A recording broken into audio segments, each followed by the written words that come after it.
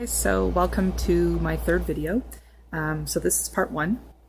For this video we're going to be talking about the Queen's household, which was in French, la maison de la reine. So the Queen's household counted not only servants but also a large number of noblewomen. The positions of the Queen's household were highly sought after by every noble family who desired to place a female relative as close as possible to the Queen. The French queen wielded no political power, but she did have direct access to the king. But as always at Versailles, there was a strict hierarchy within the group of the queen's ladies. So in order of rank, these were the positions: superintendent of the queen's household, ladies of honor and mistress of the queen's wardrobe, dames du palais, ladies of the palace, first ladies of the bedchamber, and ladies of the bedchamber.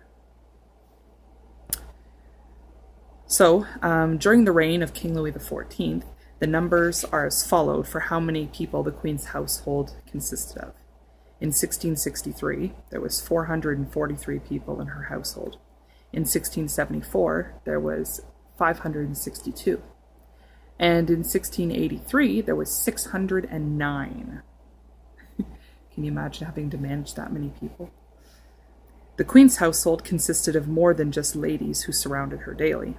There were also ecclesiastic officers, the superintendent of finances, knights, doctors, surgeons, and apothecaries, the Queen's musicians, the Queen's gendarmes.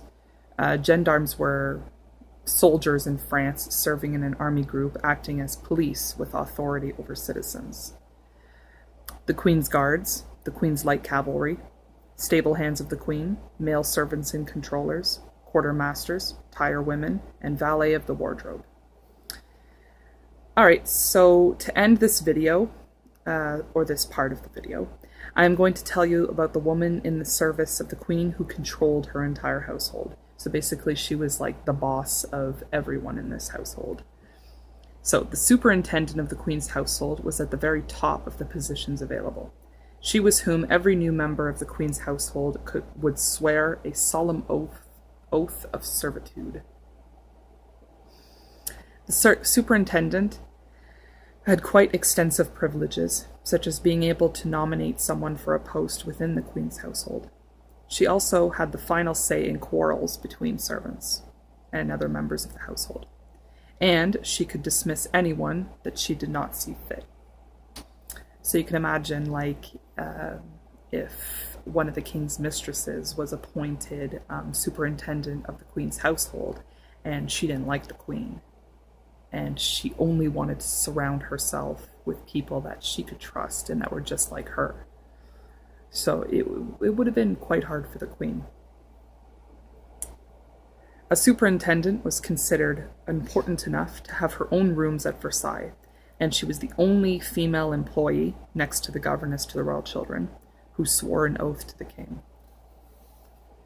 So Olympe Mancini was superintendent in the household of Queen Marie-Therese, wife of King Louis XIV. And after Olympe, it was Madame de Montespan who was superintendent to Marie-Therese.